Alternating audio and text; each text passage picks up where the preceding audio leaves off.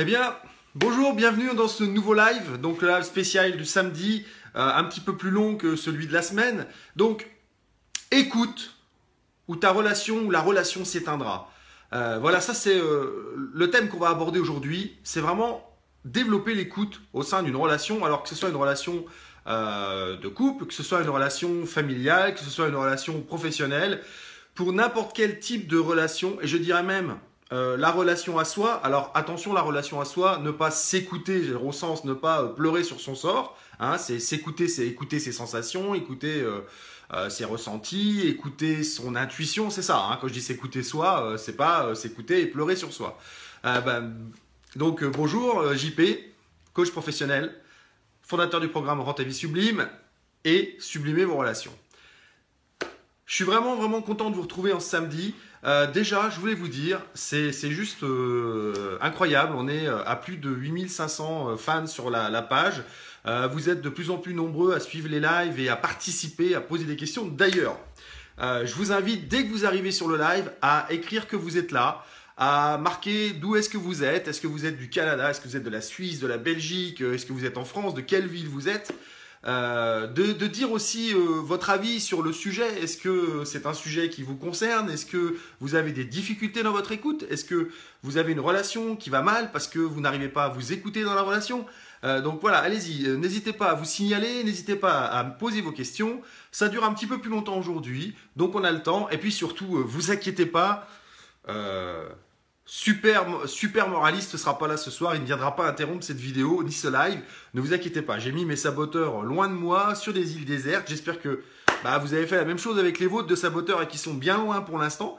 Donc bonjour à ceux qui arrivent, Stéphane, Greg, Jean, bonjour aux fidèles, hein. Greg et Jean sont des fidèles, ils sont souvent là. Bonjour Samia, pareil, Samia suit souvent. Donc allez-y, posez vos questions. Est-ce que vous avez des questions précises sur qu'est-ce que c'est l'écoute?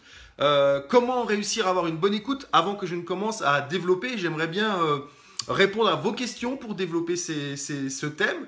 Ça serait beaucoup plus interactif. J'ai envie que ces lives deviennent plus interactifs. Donc en attendant que vous commenciez à arriver, n'oubliez pas, likez ma page si ce n'est pas encore fait. Abonnez-vous à ma chaîne YouTube si ce n'est pas encore fait. Vous aurez encore plus de vidéos parce qu'il n'y a pas que les lives. Il y a aussi des vidéos que j'ai déjà tournées, des petites perles de sagesse, des petits conseils. Et puis, rappelez-vous aussi sur ma page, vous pouvez avoir accès à 21 coachings gratuits qui sont encore présents pour quelques jours. Donc profitez-en, vous pouvez trouver tout ça sur mon site internet jeanpierrebonnet.com. Alors, pour en revenir à l'écoute, qu'est-ce que c'est l'écoute? Il y a en ce moment une grande mode, on parle beaucoup d'écoute active, d'écoute active. Alors c'est quoi, vous allez me dire, l'écoute active? C'est tout simplement, vous allez trouver ça bête, hein, mais c'est l'inverse de l'écoute passive. L'écoute passive, on écoute, mais on n'a pas une interaction forcément active avec celui qui nous parle. Et dans bien des cas, ça veut dire que ce qui est dit n'est pas forcément retenu. Par exemple, là, dans ce cas présent, pourquoi je vous invite à communiquer à travers les messages? Pourquoi je vous invite à poser vos questions? Pourquoi je vous invite à donner votre avis? Parce que justement, ça va vous faire avoir une interaction avec moi. Et au lieu d'écouter passivement, vous allez créer une écoute active en me relançant sur un thème, en me posant une question, en me disant, par exemple, vous allez répondre à cette question. Aujourd'hui, de 1 à 10, sachant que 1 c'est le moins bon et 10 le meilleur, à combien vous évaluez votre qualité d'écoute envers les autres? Allez-y, je vous laisse quelques secondes. Écrivez de 1 à 10, sur une échelle de 1 à 10, combien vous pensez que votre écoute est qualitative? Allez-y. Donc j'attends de voir un petit peu les chiffres qui arrivent. Vous rappelez, hein, pour écrire, c'est les petits boutons du clavier, soit du téléphone, soit de votre ordinateur. Sachant que finalement, comment est-ce qu'on peut évaluer la qualité de son écoute? C'est peut-être la facilité avec laquelle on retient ce que l'on entend. C'est peut-être la capacité qu'on a à comprendre quelqu'un quand on lui pose des questions et qu'il nous répond. C'est peut-être aussi la capacité qu'on a à être curieux dans ce qui se passe devant nous, dans ce qu'on nous dit. D'accord, hein? Parce qu'on écoute avec les oreilles, c'est vrai, ça c'est le côté auditif, mais on écoute aussi avec les yeux. Pourquoi, à votre avis, on écoute avec les yeux? Ça aussi, une fois que vous m'aurez donné votre chiffre, dites-moi, qu'est-ce qui fait que je vous dis qu'on écoute avec les yeux? Sur quoi je me base d'après vous? Donc, je dis bonjour à CVCV, je ne sais pas qui c'est CVCV. Donc, j'ai du 7, j'ai du 7,5, j'ai du 5, j'ai du 8 sur 10. Il y a Samia qui me dit l'écoute est un partage mutuel. Oui et non. Pourquoi je dis oui? Parce que effectivement, souvent l'écoute est nécessaire dans un partage. En revanche, c'est pas parce que quelqu'un vous écoute beaucoup qu'en retour vous devez l'écouter beaucoup. Ça c'est une exigence personnelle qui ne fonctionne pas dans une relation. On ne donne pas pour recevoir la même chose en équivalent. Si on donne et on n'attend rien en retour. Parce que c'est là, quand on commence à donner avec des exigences de retour, c'est là qu'on est déçu. C'est là que la relation va se dégrader parce que vous n'aurez jamais la même chose en retour. Et pourquoi, à votre avis, vous n'aurez pas la même chose en retour? Parce qu'en face, la personne est différente. Et là, on rentre dans le vif du sujet.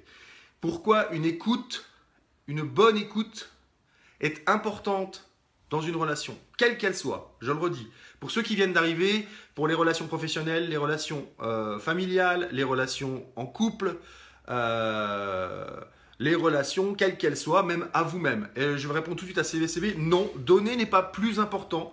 Donner, c'est important. Savoir recevoir, c'est important parce qu'il y a bien des gens pour qui recevoir, c'est très, très, très difficile. Donc, oui, c'est vrai que c'est important de donner et ce n'est pas le plus important. C'est juste important. C'est important pour moi, dans ma façon dont je vous communique les choses, de vous faire sentir que l'extrême, l'exagération, l'excès, c'est le poison de l'être humain. Dès que vous allez dans un excès, vous vous empoisonnez la vie. Et d'ailleurs, dès que vous êtes dans un excès, votre corps, souvent, vous le fait sentir. Si vous faites un excès d'entraînement sportif et que vous n'êtes pas habitué, votre corps il va vous le faire sentir. Vous allez avoir des blessures, des tendinites, des déchirures, etc. Donc, le mot, c'est vraiment... l'écoute est importante pour prendre des informations. Alors, comment pratiquer cette écoute, cette fameuse écoute active qui est très à la mode aujourd'hui? Eh bien, l'écoute active, c'est simplement une écoute active parce qu'on va relancer la personne qui est en face de nous et on va s'intéresser à ce qu'elle raconte pour mieux la comprendre, ce qui nous permettra effectivement de poser des questions beaucoup plus pertinentes. Parce que si vous n'écoutez pas les réponses, vous allez donc poser à chaque fois une nouvelle question qui vient de votre cerveau, alors que les vraies questions intéressantes, elles viennent se construire sur ce que l'autre dit. Et en fait, l'écoute active, c'est une vraie écoute de co-construction. C'est là où tu as raison, CVCV, de dire qu'on est dans le partage, ou c'était peut-être Gwenola qui disait qu'on était dans le partage. Oui, on est dans le partage parce que on pose une question, on a une réponse et on construit la question suivante finalement sur cette réponse. Et Gwenola, c'est superbe ce que tu dis. Tu dis écouter pour comprendre. Ça, c'est magnifique. Il y a une phrase que j'aime beaucoup qui dit... et je sais plus, je retrouverai qui l'a dit, je vous le mettrai, je vous ferai un post. J'ai déjà fait un post, mais je le referai. Elle dit très simplement, si les gens écoutaient pour comprendre plutôt que pour préparer leurs questions ou leurs réponses, les relations dans le monde seraient magnifiques. Et j'adore cette phrase, et c'est exactement ce que tu dis, Gwenola, c'est que si on était en train d'écouter pour comprendre la personne, eh bien, il y a des chances pour que les gens puissent communiquer beaucoup mieux entre eux et beaucoup plus facilement, parce que si on comprend la personne qui est en face, on comprend pourquoi elle a telle ou telle attitude, soit dans la relation, soit de couple, soit dans la relation familiale. Si on comprend le comportement de l'autre, on va être beaucoup plus amené à poser des questions efficaces, à comprendre aussi ce qu'il dit lui, pourquoi il le dit, comment se fait-il qu'il dit ces choses-là. Donc oui, on voit bien que c'est important l'écoute active pour qu'il y ait cette construction sur les 2 personnes présentes ou les 10 personnes présentes, ça dépend ce que vous êtes en train de faire. Si c'est une réunion, c'est important de bien écouter pour bien comprendre. Donc j'ai des petites remarques, ça défile pas mal, je vais faire défiler un petit peu. Donc oui, il y a Jean qui nous dit le mot listen, écoute en anglais, contient les mêmes lettres que silent, silence en anglais. Je vais y venir juste après. L'importance du silence, effectivement, dans l'écoute.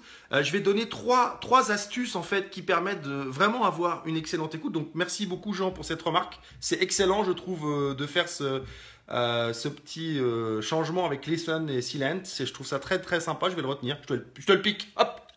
J'écoute, vous voyez, hein, je pique. Donc voilà, donc je suis remonté, il n'y a pas d'autres questions. N'hésitez pas à poser vos questions, hein. On est 16 connectés, là j'ai pas 16 personnes qui commentent. Hein. Donc à part Jean qui va se taire parce qu'il veut écouter, les autres, allez-y, hein, lâchez-vous. Alors, Gwenola, encore une bonne remarque, oui, le silence du mental, effectivement. Comment est-ce qu'on fait pour faire le silence mental? Donc, eh bien, on se connecte à l'autre et on se focalise sur l'autre. Ça s'appelle le niveau 2 au coaching, très simplement. Le niveau 1, c'est quand on est dans sa propre tête. Donc là, je vais vous commencer un petit peu. Pourquoi est-ce que dans une discussion, souvent, on ne comprend pas l'autre ou on ne retient pas ce qu'il a dit? Je vais vous donner un exemple, par exemple. Vous êtes en train de discuter avec quelqu'un et vous êtes un pêcheur émérite, vous aimez aller au bord du canal avec une canne, votre chapeau de paille et rester là paisible pendant des heures. Et vous discutez avec quelqu'un d'une soirée et vous dit « Ah oui, moi j'adore la pêche aussi ». Qu'est-ce qui se passe à ce moment-là dans votre tête? Dans votre tête, ça fait « Bing !»« Ah oui, pêche, mais moi aussi ». Et immédiatement, plutôt que de continuer d'écouter la personne qui est en face de vous, vous allez vous plonger à vous dans vos souvenirs de pêche. Et vous allez aller dans votre mental, vous rappeler et vérifier que « Ah oui, mais il aime bien la pêche comme moi ». Et vous êtes en train de vérifier que ça correspond bien à ce que vous aimez, plutôt que de continuer d'être curieux. Et à un moment donné, quand à la fin de la journée, vous allez lui dire « Ah bah alors, ce serait peut-être bien qu'on aille pêcher au bord du canal ensemble ». Et qu'il va vous dire « Au bord du canal, mais non, mais moi, attends, je vais à la pêche au gros en mer, ça ne m'intéresse pas le bord du canal ». Et pourquoi vous avez loupé cet épisode qui n'est pas du tout sur la même pêche que vous? Parce que vous ne l'avez pas écouté. Vous avez laissé votre cerveau aller vérifier, valider que vous aimez les mêmes choses que lui. Et c'est ce qu'on fait sans arrêt. C'est-à-dire qu'au lieu d'écouter la personne et de s'intéresser un peu plus à ce qu'elle est en train de vous raconter, on va dans notre cerveau valider qu'on a des points communs, que c'est la même chose que nous, que c'est différent de nous, que notre méthode à nous elle est meilleure. Et c'est pour ça que je dis toujours aux gens qui travaillent dans mes groupes, mettez-vous avec la dernière personne vers qui vous seriez allé. Parce que le problème des personnes qui nous attirent, c'est-à-dire avec lesquelles ça résonne, vous savez, ça résonne, là, tout de suite, on dit « Ouais, putain, il est comme moi, il est comme moi ». Vous n'allez rien apprendre de cette personne. Elle est comme vous. Et là, quand vous êtes dans un endroit pour travailler sur vous, allez avec quelqu'un qui va vous apprendre des choses. Et plus on est opposé, plus on s'apprend de choses. Ça nous oblige à être curieux, ça nous oblige à aller plus loin. Donc, la première technique pour vraiment pratiquer une bonne écoute, c'est que dans une conversation, c'est important de poser une intention de pourquoi est-ce qu'on est en train de discuter avec cette personne. Est-ce que c'est parce qu'on est dans une réunion, dans une soirée et qu'on veut faire la connaissance d'un maximum de personnes? Est-ce qu'on est en train de discuter avec quelqu'un qui peut potentiellement devenir un partenaire professionnel? Donc qu'est-ce qu'on veut connaître de lui? Quelle est mon intention dans cette discussion? Est-ce que c'est une discussion avec votre enfant qui a besoin de discuter sur des problèmes scolaires, par exemple? Donc, quelle est votre intention quand vous allez commencer cette discussion? Est-ce que c'est juste pouvoir lui dire ce que vous avez à dire? Ou est-ce que c'est essayer de comprendre pourquoi est-ce qu'en ce moment, ça ne va pas bien à l'école? Donc, c'est vraiment poser une intention. Parce que si vous y allez comme ça, une discussion entre couples, si vous y allez comme ça, bille en tête, sans savoir pourquoi vous y allez, sans mettre une intention de résultat, c'est-à-dire qu'est-ce que je veux obtenir avec cette discussion? C'est quoi mon objectif? Pourquoi je vais discuter avec cette personne? Qu'est-ce qui va me motiver à l'écouter? Si vous ne faites pas ça, vous y allez, c'est comme, vous vous rappelez, hein, le canard. On lui coupe la tête et continue à avancer, mais il ne sait pas où il va. Et bien là, ça sera pareil. Et vous ne serez pas apte à écouter cette personne correctement. Donc ça, c'est la première étape à poser.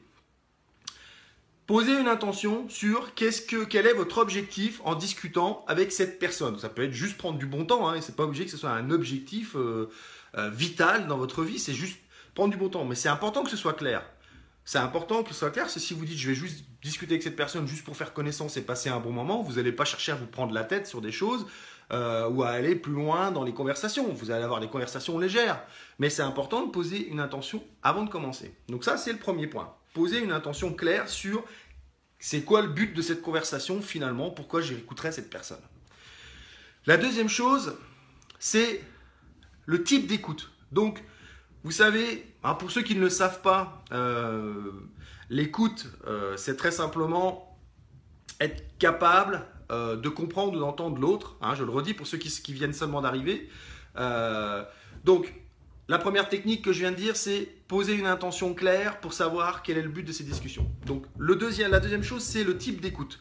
Donc, auditive.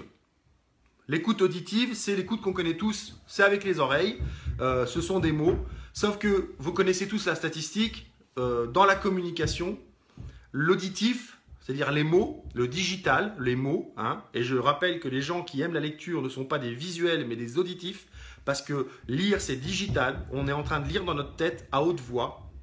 Donc c'est digital, c'est de l'auditif, ce n'est pas du visuel. Je suis désolé pour ceux qui pensaient que c'était ultra visuel parce que c'est à la mode.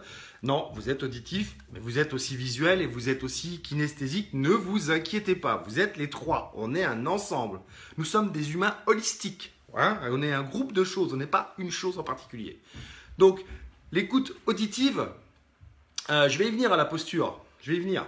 L'écoute auditive, c'est avec les oreilles, donc c'est 7% on a dit, mais c'est aussi les 93 autres pourcents avec le ressenti, donc ce qu'on va ressentir de l'autre, l'énergie qui dégage, et le visuel, qu'est-ce qu'on va observer sur la gestuelle de l'autre, la transpiration, le débit des paroles, la tonalité des paroles, le volume audio des paroles, les rougeurs, des gestes, des positions, les gens qui croisent les bras comme ça d'un seul coup quand vous lui dites un truc, puis qu'il fait ça, voilà, vous voyez que il se passe un truc. Donc si vous n'êtes pas à l'écoute de ça, parce qu'on est à l'écoute dans ce cas-là, si vous n'êtes pas à l'écoute de ça, la conversation risque de se fermer et vous n'obtiendrez plus rien.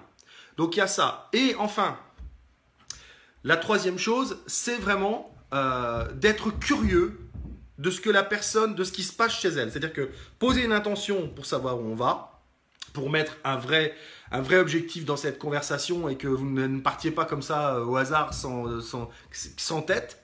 Le deuxième, c'est l'écoute, donc auditive et visuelle, pour pouvoir détecter les gestes.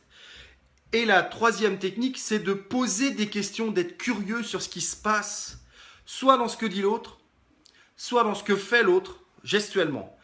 Un exemple.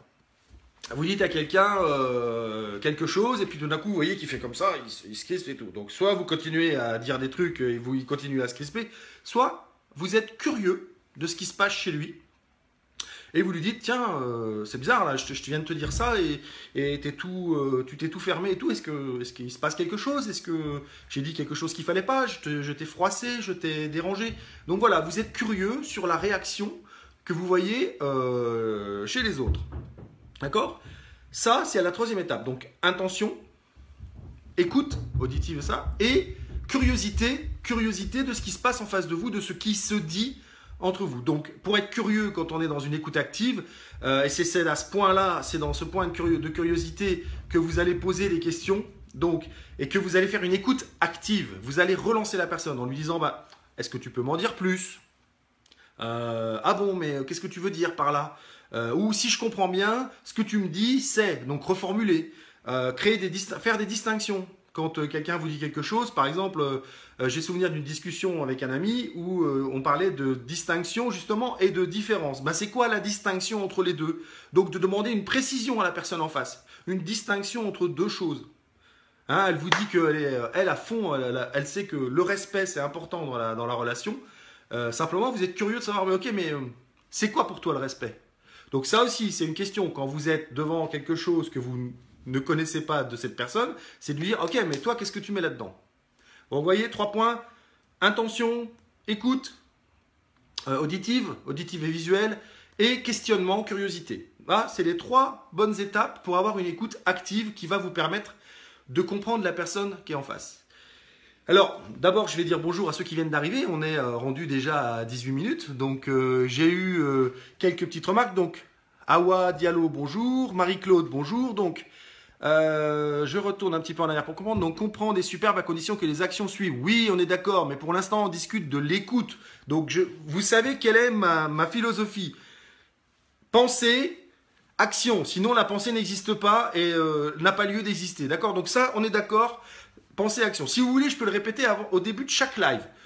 Tout ce que je vais dire n'est valable que si vous passez à l'action. Est-ce qu'on est d'accord? Dites-moi si vous êtes d'accord que je dise ça au début de tous les lives. Et puis que je termine à la fin en disant, rappelez-vous, tout ce qui est pensé doit terminer par une action, doit être transformé en action. Si vous êtes d'accord avec ça, dites-le moi dans les commentaires et je le dirai à chaque début et à chaque fin. Et mon ami Jean sera content. Donc, oui, CVCV, tu as raison. Gwenala qui dit ce qui est dur quand ce qui est dit atteint dans l'émotion. Je vais y venir à l'émotion, je vais faire une petite parenthèse dessus. Savoir écouter, c'est donner de l'importance à son prochain et il faut qu'il soit mutuellement. Non, je redis non. Ne faites pas les choses en attendant que l'autre vous renvoie l'ascenseur. Si vous faites ça, vous allez être malheureux. C'est sûr et certain. Faites les choses parce que vous avez envie. Je vais vous donner un exemple simple. Je ne sais pas si elle m'écoute, mais souvent avec ma mère, on discute de ses sœurs. Ma mère, elle a 9 frères et sœurs. Qu'elle voit pas très souvent. Et une fois, je me rappelle avoir eu cette discussion où elle disait « Ah là, j'aimerais bien les voir et tout. » Et donc je lui disais « Mais pourquoi tu les appelles pas ?» Et la réponse était « Ah bah quand même, c'est moi l'aîné, c'est à elle d'appeler. » Non, on s'en fout que vous soyez l'aîné. Vous avez envie d'appeler quelqu'un, vous êtes l'aîné, c'est lui qui a commencé la fâcherie et tout. On s'en fout. Si vous avez envie de l'appeler, appelez-le, n'attendez rien en retour. Faites les choses parce que vous avez envie. Ne faites pas les choses par rapport aux autres ou par rapport à ce qu'ils vont vous donner. Sinon, vous courez à une vie malheureuse. Vous allez être sans cesse en train d'attendre des choses en retour et une fois sur deux, vous serez déçu. Pourquoi ? Parce que la personne en face de vous n'est pas comme vous et peut-être qu'elle, elle ne considère pas qu'on doit rendre la monnaie de la pièce systématiquement. Enfin, essayez vraiment d'incorporer ça. Si vous voulez des relations saines, décontractées et fluides, arrêtez d'espérer que les gens vont faire les mêmes choses que vous, vont dire les mêmes choses que vous, vont penser comme vous, vont vous aimer, vont être d'accord, tout ça. Lâchez cette idée-là où vous allez être malheureux toute votre vie. Moi, en tout cas, je commence à avoir vu des centaines de personnes en coaching. Tous les gens qui attendent qu'on leur rende la monnaie de leur pièce, je parle positivement, sont déçus parce que ça n'arrive. Il suffit qu'on souhaite avoir un retour pour qu'il n'y en ait pas. Et moi, je fais l'expérience depuis quelques mois. Franchement, je donne. Ces lives, je les donne. Je fais des vidéos, je donne. J'ai 21 coachings sur la confiance, je les donne. J'attends rien en retour. Je les donne parce que ma mission de vie, je vous l'ai déjà dit, c'est accompagner un maximum de gens. Si cet accompagnement peut les déclencher, et ça ne suffira pas, il faut que derrière, vous passiez au boulot. Il faut travailler, tant mieux. Donc, dans l'écoute, si vous décidez d'écouter quelqu'un, vous prenez cet engagement, c'est votre choix. La personne en face, elle vous a rien demandé. Vous l'écoutez, et ben si elle après elle vous écoute pas, posez-vous la question de savoir si vous avez envie d'être avec des gens qui vous écoutent pas quand vous les avez écoutés. Et vous ne voyez plus cette personne. Mais si vous aimez bien cette personne, lâchez l'histoire qu'elle va vous rendre votre écoute. Ou autre chose, parce que ça ne s'arrête pas à l'écoute. Alors, oui, il y a plein de monde qui est arrivé. Bonjour à tous ceux qui arrivent et que j'avais encore jamais vu dans les commentaires. Bienvenue Marie-Laure, bienvenue Yamine. Bienvenue maman. Oh, elle était là. Oh, puis elle parle anglais en plus, elle dit yes. Ma mère qui parle anglais, ça c'est exceptionnel. Ça veut dire qu'elle m'écoute. Et elle me dit j'ai enfin compris, magnifique. Gislaine, bonjour. Marco, salut mon Marco. Bon, bah bienvenue à tous ceux qui arrivent. Je rappelle à ceux qui viennent d'arriver que vous pouvez liker ma page, inviter des amis à liker ma page. Je rappelle aussi qu'on est plus de 8500 aujourd'hui. C'est juste extraordinaire. Il y a à peine un mois, j'étais à 3000 et quelques. Je vous remercie encore évidemment de me suivre comme vous le faites. J'ai répondu aux questions qui étaient marquées. Et voilà, bah, magnifique Gwenala, je donne et je n'attends rien. Du coup, pas de pression et pas de déclenchement du détachement, etc. Magnifique. Du coup, déclenchement du détachement, effectivement, magnifique. Gwenala, je vais reprendre ton mot. Détachez-vous de ça que l'autre doit vous rendre la même chose. Arrêtez de croire que ça doit être donnant-donnant. Non, ça doit être gagnant-gagnant. Et si vous n'êtes pas gagnant parce que l'autre n'a pas répondu au même niveau que vous, c'est parce que cette personne, elle n'est pas faite pour vous. Je sais, c'est dur, ce que je dis, c'est pas facile, mais arrêtez de toujours vous baser sur ce que les autres vont faire. Basez-vous sur ce que vous faites vous. Vous décidez de donner, donnez. Mais n'attendez pas quelque chose en retour. J'entends tellement cette remarque, ah oui, mais alors je t'ai tellement donné et puis c'est comme ça que tu me récompenses. Mais il t'a rien demandé l'autre en face. Comme dans une entreprise, avec toutes les années que je vous ai données. Mais ils t'ont payé pendant toutes ces années. Donc l'entreprise ne te doit rien et tu ne dois rien à l'entreprise. Tu jour où tu décides de partir de ton entreprise, c'est fini. Chacun a eu a bénéficié d'un avantage et ça se termine là. Donc pour revenir à l'écoute, je m'enflamme un peu, hein, mais vous commencez à me connaître.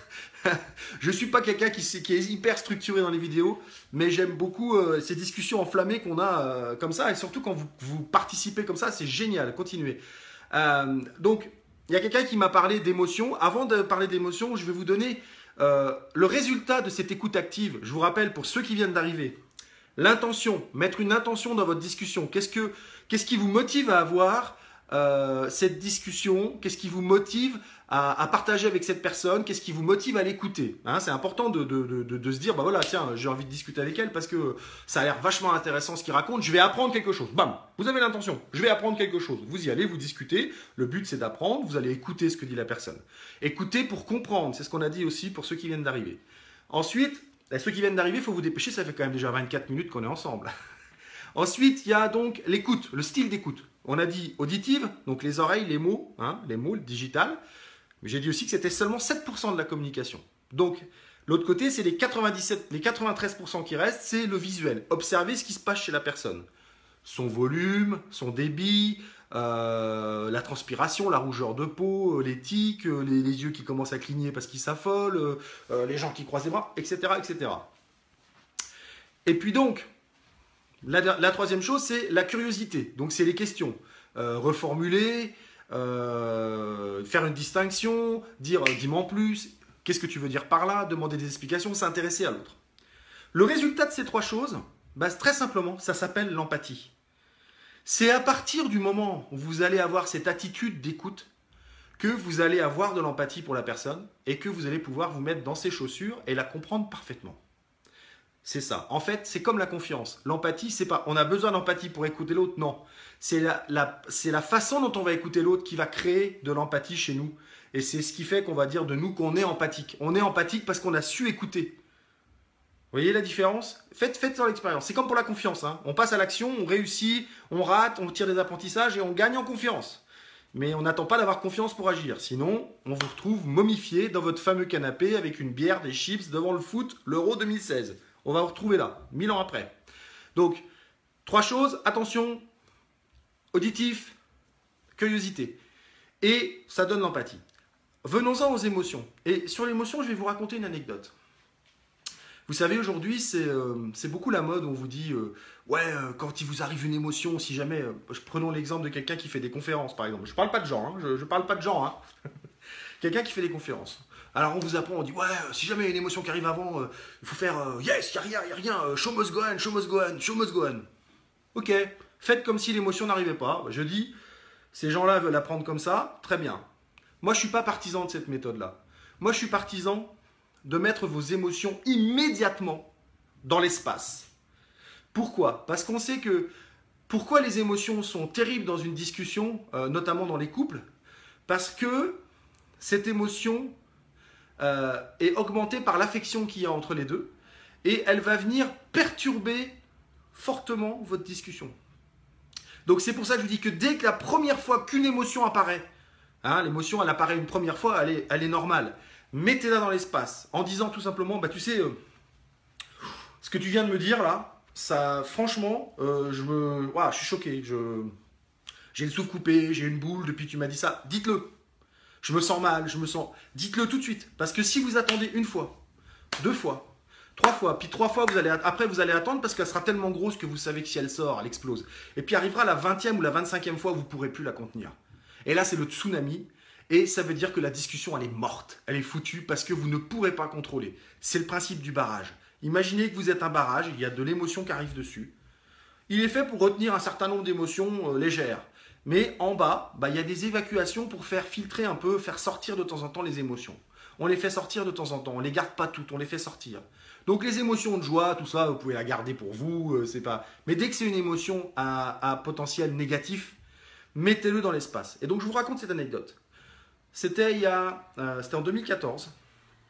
Oui, c'est ça, c'était en 2014. Donc je suis en pleine formation, 5e module d'une formation qui dure 5 modules. En plus, module donc partagé, ça s'appelle partagé, où là, dans ce module, on amène les participants vraiment à partager des choses intimes d'eux-mêmes. Et il y a un exercice qui s'appelle d'ailleurs « Quel est le secret que je dois savoir sur toi pour vraiment te connaître ?» Et donc, imaginez donc l'intensité du module. Et le deuxième jour du module, à la pause de midi, j'ai mon cousin qui m'appelle et qui m'annonce qu'un de mes oncles préférés est mort. Vous imaginez, bam!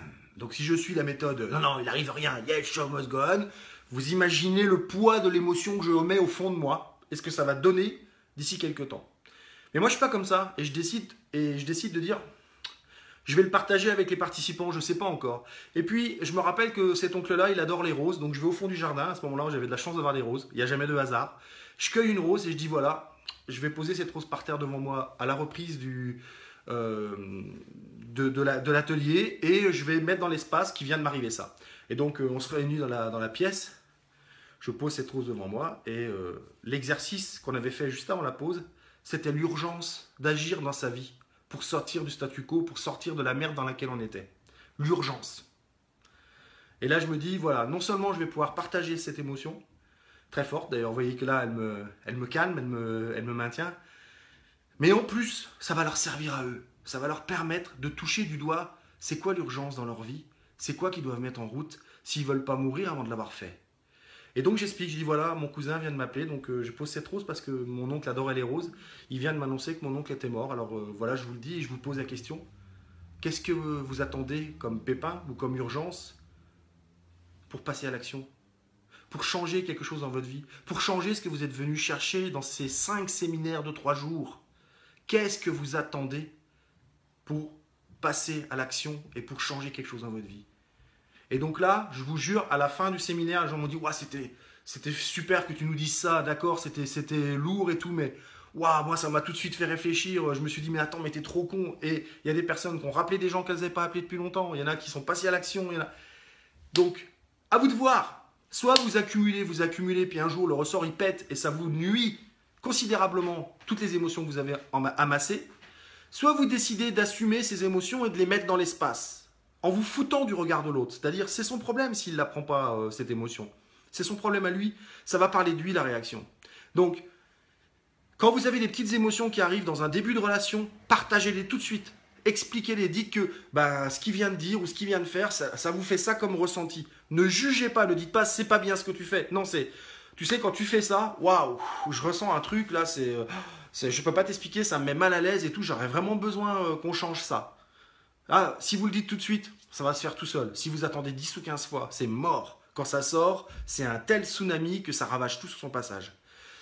Donc, je voulais vraiment vous raconter cet épisode. Et donc, les émotions, la réponse, c'est ça. C'est si vous ne voulez pas que les émotions vous submergent dans vos relations, dès le début, dès que les émotions naissent, arrivent pour la première fois, partagez-les, dites-les. Et ça, dans une discussion, c'est super important. Alors, ça s'appelle mettre dans l'espace ce qui vous arrive. En plus, les gens, ils le voient. Ils voient bien qu'il vous arrive un truc. Donc, plutôt dire non, mais ça va bien, ça va super bien. Non, je suis bien, je vous jure. Je peux plus respirer, mais je vais vachement bien. Les gens le voient. Et les gens se font des idées. Donc, ne les laissez pas se faire des idées. Quel intérêt? Dites-leur, voilà, non, ce que tu me dis, ça me bloque. Et ça, vous allez voir que ça va fluidifier vos relations. Donc, on va se quitter là-dessus. Je vous remercie encore vraiment de me suivre. C'est vraiment sympa de discuter comme ça avec vous. Je ne peux pas répondre à toutes les questions parce qu'il y en a plein. Mais j'ai quelqu'un qui m'a posé des questions après et je les ai notées dans mon cahier. J'en suis à 20 thèmes différents. Je ne suis pas en rupture. Mais continuez de me donner des idées. Dites-moi vos problématiques. Marquez-les sous cette vidéo. Vous pouvez aussi retourner voir les autres vidéos sur ma chaîne YouTube. Donc vous pouvez liker ma page, inviter des amis à qui ça pourrait servir de liker ma page. Mettre des commentaires sous cette vidéo, même après, entre vous. Vous pouvez commenter entre vous. Abonnez-vous à ma chaîne YouTube. Je vais rajouter le lien d'ici quelques minutes. Et puis je vous dis, pas à demain, parce que demain c'est dimanche et je vais me reposer. Je vous dis donc à lundi, en pleine forme, en espérant que vous soyez tous en train de travailler votre écoute dans vos relations. Commencez dès la fin de cette vidéo. Et puis je vous dis, à lundi. Et surtout, n'oubliez pas, il ne s'agit pas seulement d'avoir une pensée, il faut aussi les mettre en action, sinon ça reste un joli concept. Ciao.